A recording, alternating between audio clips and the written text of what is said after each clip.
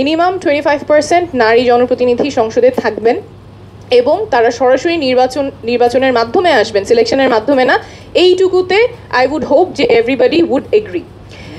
পদ্ধতি নিয়ে অনেক আলোচনা হতে পারে। পদ্ধতি যখন আমরা চেঞ্জ করার কথা বলছি, একটা কারেন্ট ব্যবস্থা থেকে নতুন একটা ব্যবস্থার কথা বলছি, তখন অবশ্যই সেখানে ডিসকমফর্ট থাকবে, সেখানে লস থাকবে, কোনো পদ্ধতি ফুলপ্রুফ হবে না।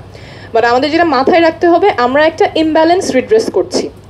আমরা এই সংস্কারগুলোর মাধ্যমে চাচ্ছি আমাদের সমাজে যে ডিসক্রিমিনেশনগুলো আছে, যে ইনইকুয়ালিটিগুলো আছে, সেগুলো যাতে দূর হয়।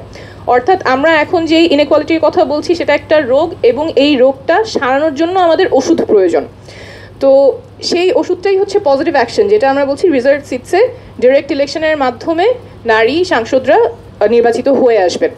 ওষুধের সাইড এফেক্ট থাকবে, সেটা আমাদের মেনে নিয়েই তো আমরা, নাহলে এটা তো আমরা বলতে পারি না যে ঠিক আছে রোগটা অনেক কঠিন তাই আমরা ওষুধ দিব না, বা ওষুধ কী হবে বুঝতে পারতেছি না। But we have to go towards that positive action to redress the inequalities that are in the society.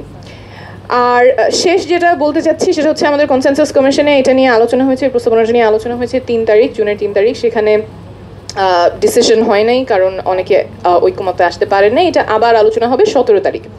But ওই প্রসিজারের ক্ষেত্রে আমার যেটা মনে হয়েছে যে শুধুমাত্র পলিটিক্যাল পার্টিজেরই সেখানে সে আছে। এই রুমে যারা বসে আছেন তাদের ওপিনিয়ন ক্যাপচার করার মতো কোনো মেকানিজম কনসেনসাস কমিশনের নাই।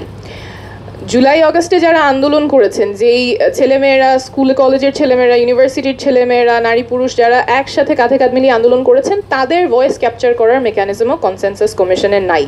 এবং আনফর্চুনেটলি ওখানে অনেক সময়ে এমন ওপিনিয়ন চলে আসে যে এটা সম্ভব না বা মুশকিল, কিন্তু কোনো এভিডেন্স নাই অথবা ওইটার সাপোর্টিং স্টেটমেন্টস নাই।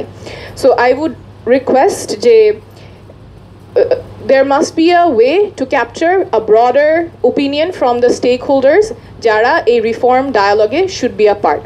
এই ক্ষেত্রে আমি একটু ছোট্ট করে বলে ফেলি, আমরা যে প্রস্তাবনাটা দিচ্ছি যে মিনিমাম 25% নারী জনপ্রতিনিধি থাকবে এবং তারা সরাসরি নির্বাচিত হবে, এই ক্যাম্পেইনটা যাতে আমরা যারা সাপোর্ট করি মেইন স্ট্রিম থেকে, যারা অ্যাক্টিভিস্ট আছেন, যারা সিভিল সোসাইটি অ্যাক্টার্স আছেন, তাদের বক্তব্য যাতে কনসেনসাস কমিশন পর্যন্ত পৌঁছায়, আমরা একটা ক্যাম্পেইন করছি, নাম আমারভোট.org, একটা ওয়েবসাইট আছে যেখানে আমরা আবেদন করছি যারা এই মতের সাথে একমত যে নারী মনোনীত না হয়ে সরাসরি নির্বাচনের মাধ্যমে সংরক্ষিত আসনে সাংসদ হিসেবে কাজ করবেন, তারা সরাসরি চিঠি লিখতে পারেন কনসেনসাস কমিশনে। সেখানে কিছু ডিটেলস দিলে এটা অটো পপুলেট হয়ে কনসেনসাস কমিশনের কাছে একটা লেটার চলে যাবে। একটা ফটো আপলোড করতে পারেন, সেখানে আমাদের স্লোগান হচ্ছে আমার ভোটে সরাসরি সংসদে যাবে যোগ্য নারী। সেই স্লোগানটা সহ আপনার ফটো কার্ড চলে যাবে।